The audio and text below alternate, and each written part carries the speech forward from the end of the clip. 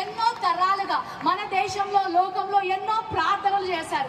మన దగ్గర కూడా మనందరికీ తెలిసిన ఉపనిషత్తులోంచి అసతోమ సద్గమయ, తమసోమ జ్యోతిర్గమయ, మృత్యోమ అమృతంగమయ, ఓం శాంతి శాంతి శాంతి అని ఎన్నో దశాబ్దాలు పండితులు, వేద పండితులు ఎన్నో ప్రార్థనలు చేశారు. అంటే అసతోమ సద్గమయ, అసత్యంలో ఉన్నామయ్యా, సత్యంలోకి నడిపించండి. తమసోమ జ్యోతిర్గమయ, చీకట్లో ఉన్నామయ్యా, వెలుగులోకి నడిపించండి.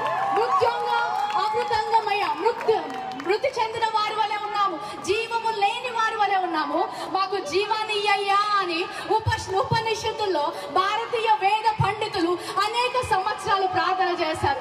లోకమంతటిని కూడా వెలుగు కావాలని ప్రార్థన చేసింది.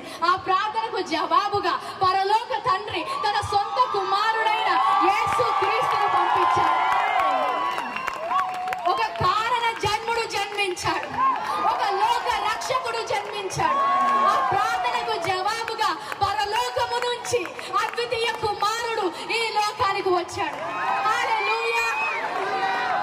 ఆయన వచ్చి యోహాను 14లో అంటాడు, I am the way, I am the truth, I am the life, I am the answer to the prayers of the mankind. సత్యములోకి నడిపించడానికి నేను వచ్చాను. ఏ మార్గం అయితే కనిపించకుండా ఉందో ఆ మార్గాన్ని చూపించడానికి వచ్చాను. పరలోకానికి మార్గాన్ని నేనే అని చెప్పాడు. హల్లెలూయా. నిత్య జీవము నేను ఇవ్వడానికి సిద్ధంగా ఉన్నా అని చెప్పాడు.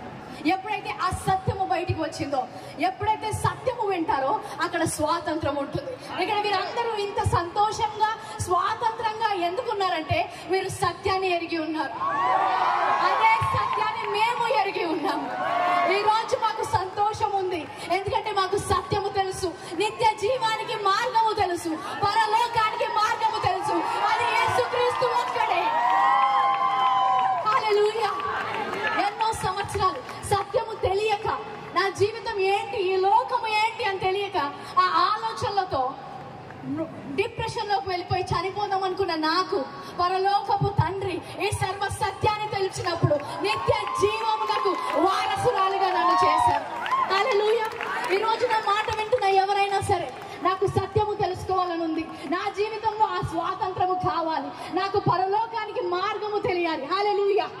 ఈ రోజు స్వాతంత్రము దేశానికి మాత్రం